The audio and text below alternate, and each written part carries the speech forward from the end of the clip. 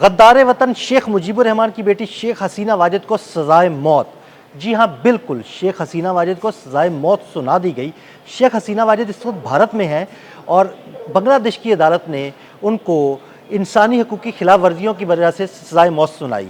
इस बारे में आमिर रज़ा से बात करते हैं। आमिर भाई, इंसानी हकूक़ की ऐसी खुला खिलाफ वर्जियाँ की गई शेख हसीना वाजिद की जानिब से बांग्लादेश में, तो अब बांग्लादेश की कोर्ट की जानिब से शेख हसीना वाजिद को सजाए मौत सुना दी गई है। आगे क्या होगा? क्या वो शेख हसीना वाजिद को वापस लाया जाएगा भारत से? देखिए, पहली बात तो यह है कि हमारे अपने नुक्ता नज़र से बात करनी चाहिए। हमारे नुक्ता नज़र से हमने आज वो नारा जो लगा था कि शायद दो कौमी नज़रिया जो है उसको बहिरा बंगाल में डुबो दिया गया है, इंदिरा गांधी ने कहा था, तो साबित किया कि ये दो कौमी नज़रिया कभी ख़त्म नहीं हो सकता।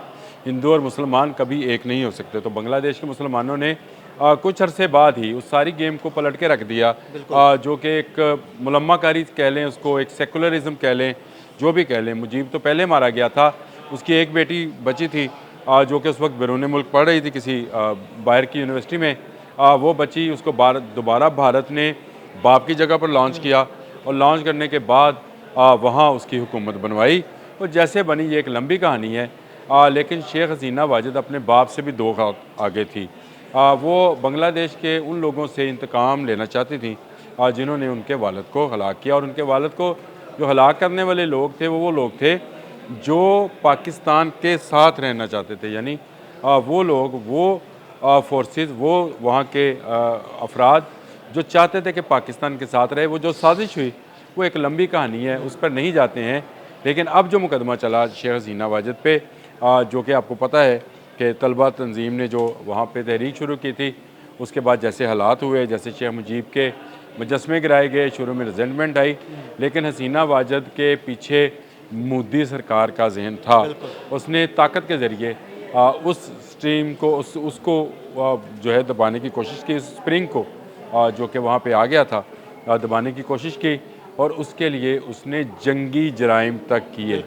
देखिए, एपी की एक स्टोरी है, मैं शेयर भी करते हैं उसको साथ। एपी की स्टोरी है जिसमें एक ऑडियो लीक होती है, जिसमें शेख हसीना वाजिद, और ये सारी चीज़ें फ्रांजिक हो चुकी हैं, मैं इसलिए कह रहा हूँ कि एपी की स्टोरी है। लिंक मैं साथ लगाऊंगा ताकि आप लोगों को समझ आए कि ये औरत क्या, किस जहन की थी, और क्या ये वाकई जैसे खून पीने वाली डायनें होती हैं।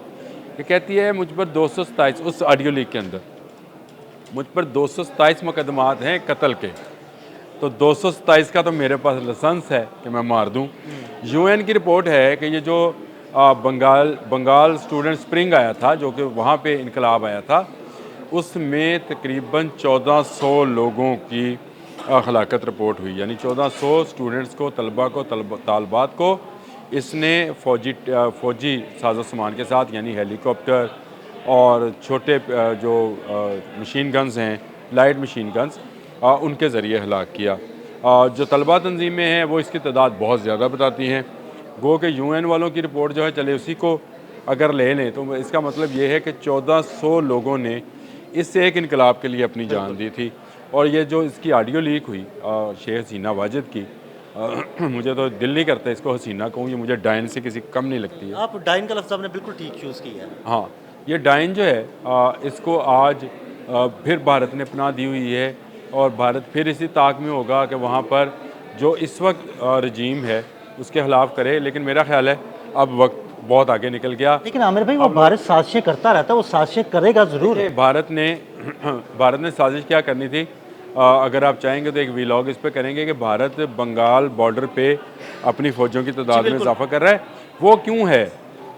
वो इसीलिए था कि दबाव बनाना चाहता था। चलें, वो एक अलग से वीलॉग है, उस पर बात करते हैं। लेकिन देखें, शेख मुजीब ने जो पाकिस्तान मुखालफ नारा लगाया था, जिस तरह उसने बंगाली कौम को ये समझे कि जज्बातियत का शिकार किया, गुमराह किया, और गुमराह करने के बाद उसने मतलूबा मकासद हासिल किए। भारत में भारतीय फ़ौज ने जो है वो मुक्ति बानी का सारा केस ही खैर भारतीय फौजियों का है। ये सारी साजिश भी तो अगरतला में रची ना, सारी साजिश का ताने बाने अगरतला में आते हैं। लेकिन मैं आपको बताऊं, मेरे एक लंदन में एक दफ़ा एक ट्यूब स्टेशन में एक बंगाली से मुलाकात हुई। बुज़ुर्ग थे, बहुत सफ़ेद दाढ़ी थी, अल्लाह ताला उनको सेहत कामला दे, लेकिन 20 साल पहले की बात बता रहा हूँ। तो जब उन्होंने मुझसे पूछा कि आप पाकिस्तान से हो, तो मैंने कहा हाँ। तो कहते हैं हम भी पाकिस्तान से थे।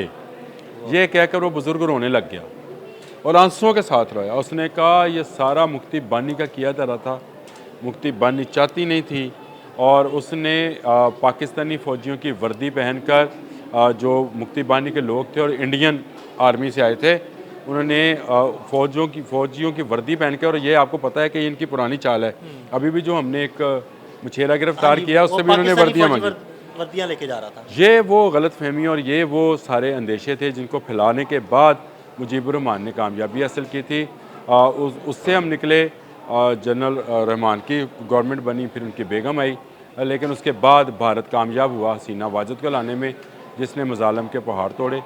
ना सिर्फ पहाड़ तोड़े बल्कि इतना दबाया, और एक वक्त में तो ये नज़र आता था कि शायद ये भारत की तफैली गवर्नमेंट और तफैली मुल्क है, जो भारत जो देगा ये खाएंगे, जो नहीं देगा वो नहीं खाएंगे, जो दिखाना चाहेगा दिखाएंगे। वहाँ के टीवी प्रोग्राम्स इंडियंस कंट्रोल कर रहे थे, वहाँ की फ़िल्म इंडस्ट्री इंडियन कंट्रोल्स कर रहे थे, वहाँ के बड़े तमाम अदारे इंडियन कंट्रोल में चले गए थे, और ख़ुद बंगाली जो थे सिर्फ वहाँ पर एक ग़ुलाम की हैसियत से मुलाजमत कर रहे थे।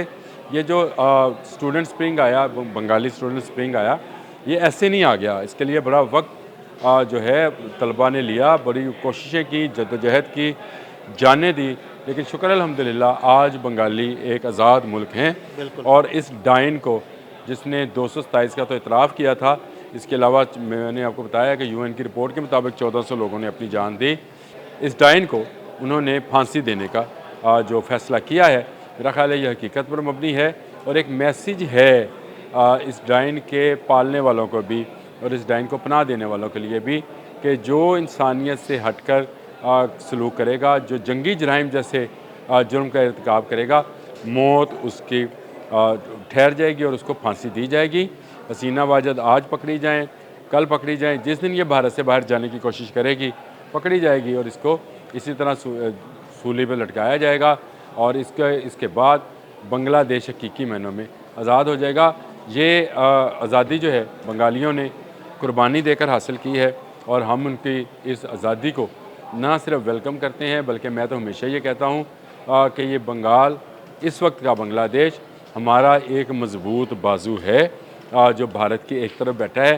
मैंने कहा कि भारत क्यों उधर फौजी ला रहा है, तो ये जब बात करेंगे तो मैं आपको बताऊँगा कि हमारे लिए बांग्लादेश मजबूत होना दिफाई नुक्ता नज़र से, मुआशी नुक्ता नज़र से क्यों ज़रूरी है, और वहाँ पर क्या इक़दाम किए जा रहे हैं, इस पर अलग से व्लॉग करेंगे। लेकिन तमाम कौम को जो है मुबारकबाद कि उस डाइन को जिसने बच्चों को खाया, उसने नहीं देखा तलबा तालबा नहत्ते लोगों पर गोलियां चलवाईं, उसको आज सज़ाए मौत दे दी गई। बहुत शुक्रिया अनवर जी। बिल्कुल आमिर रज़ा ने बड़ी तफसील के साथ आपको बताया कि बच्चों को खाने वाली डाइन को सज़ाए मौत सुना दी गई। ये डाइन इस वक्त भारत में मौजूद है, और वो वक्त दूर नहीं जब ये बांग्लादेश के हत्थे चढ़ जाएगी और इसे सूली पर चढ़ाया जाएगा। अदील अहमद और आमिर रज़ा को इजाज़त दीजिएगा। अल्लाह हाफ़िज़।